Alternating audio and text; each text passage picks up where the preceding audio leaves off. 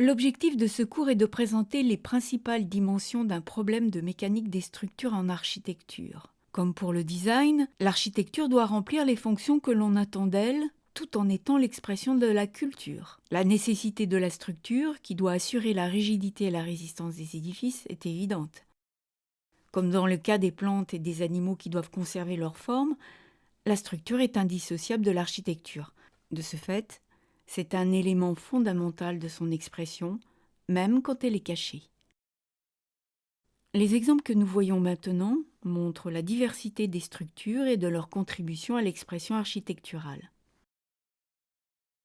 Souvent, les critiques d'architecture exploitent la rivalité entre ingénieurs et architectes pour faire porter l'enjeu de la structure sur sa domination ou subordination à l'architecture. Faut-il, comme certains, considérer que ce qui ravit le public en architecture, c'est le geste, l'extravagance, l'excès? Si c'est le cas, alors de tels critères appliqués à la structure sont a priori en opposition avec un certain nombre d'objectifs des ingénieurs structure. Fonctionnalité, développement durable, économie de moyens. À l'opposé, une structure qui remplit parfaitement les critères strictement techniques ne suffit pas pour faire une bonne architecture. Cette dichotomie est trop pauvre. Les relations entre structure et architecture sont beaucoup plus complexes, plus subtiles. Certains architectes considèrent la structure comme un registre expression formelle, d'autres s'inspirent de ces principes pour la génération de formes. D'autres encore n'y prêtent aucune attention. Mais il ne faut pas oublier que si la structure possède ce statut particulier, c'est bien à cause de sa fonction rationnelle incontournable, qui est de maintenir la forme géométrique des systèmes abrités, malgré l'ensemble des agressions, internes ou externes, qui s'expriment comme des forces ou des déplacements imposés. C'est une responsabilité de l'architecte que de choisir le système structurel d'un bâtiment, le spécialiste n'intervenant qu'a posteriori pour dimensionner de manière détaillée et chiffrée les éléments projetés. Cette responsabilité de solidité confiée à l'architecte est très ancienne. Le Code de Hammurabi est un texte juridique babylonien, écrit en akkadien, vieux de plus de 3750 ans. Il codifie déjà de manière très sévère la responsabilité de l'architecte. Il y est par exemple prévu que si un architecte construit pour un autre une maison et n'a pas rendu solide son œuvre, si la maison construite s'est écroulée et a tué le maître de la maison, cet architecte est passible de mort. Aujourd'hui, les textes sont plus nuancés, mais la responsabilité du maître d'œuvre a bien été engagée, avec celle du maître d'ouvrage, du bureau d'études, du constructeur et du bureau de contrôle, dans l'effondrement du terminal 2 de l'aéroport de Roissy en 2004, qui a tué 4 personnes. Le critère en résistance est associé à un état de la structure qui doit être garanti, même quand elle est soumise à une charge particulièrement importante, qui n'a que peu de chances de se produire. On appelle cet état l'état limite ultime ou ELU. Le LU vise à préserver les vies humaines. La structure peut subir des déformations ou même des dégâts irréversibles, mais elle ne doit pas s'effondrer. C'est un critère qui vise la résistance, à la différence de l'état limite de service qui vise la rigidité ou la raideur.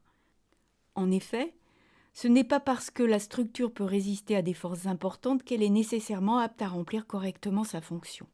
Les derniers étages des premiers gratte-ciel oscillaient d'une trentaine de centimètres, ce qui les rendait inconfortables. Vous pouvez encore imaginer un plancher de salle de classe aussi souple qu'un trampoline. Il résisterait sans problème, mais ce ne serait pas pratique, n'est-ce pas ? Un plancher trop souple risque de voir son carrelage se fissurer ou entrer en résonance lorsque le lave-linge sort. Une charpente qui fléchirait trop mettrait en cause l'étanchéité de la couverture. Un linteau qui se déforme peut empêcher les fenêtres de se fermer normalement. Le critère en raideur est associé à un état de la structure qui doit être garanti quand elle est soumise à son chargement normal, à des forces certes importantes mais pas exceptionnelles. On appelle cet état l'état limite de service ou ELS. Il faut donc que la structure possède ces deux qualités, qui ne sont pas équivalentes, la résistance d'un côté et la raideur ou la rigidité de l'autre. La responsabilité de l'architecte vis-à-vis de la société est aussi engagée sur le plan écologique. Les édifices qu'il conçoit ont un impact direct et durable sur leur environnement. Une quantité d'énergie importante est nécessaire pour la fabrication du bâti, depuis l'extraction des matières premières jusqu'à leur mise en œuvre sur le chantier. Une structure bien conçue est non seulement suffisamment solide et rigide, elle est aussi cohérente avec l'environnement, économe en matériaux et en efforts. La recherche d'un principe structurel et sa mise au point fait partie intégrante de la conception architecturale, qui doit procéder d'une approche holistique et systémique. La structure doit en effet être en cohérence avec les usages des espaces qu'elle permet de créer. L'invention de l'arc-boutant, par exemple, répondait au besoin d'un apport de lumière naturelle accrue et d'un vaste espace dégagé à la vue, qui ne soit pas encombré de piliers. La structure ne peut pas se penser indépendamment des autres dimensions architecturales. Ses matériaux, sa massivité, son organisation vont avoir un impact sur l'inertie thermique, sur l'épaisseur de l'isolant et de la paroi, et donc sur l'expression des ouvertures.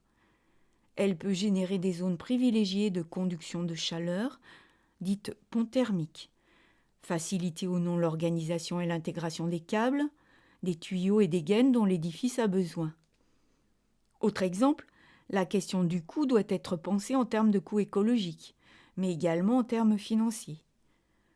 Le coût des matériaux, de leur transport, de la main-d'œuvre, de la mobilisation des machines et échafaudages, celui de l'entretien de la structure, tout cela contribue à la pertinence ou non de la solution structurelle adoptée.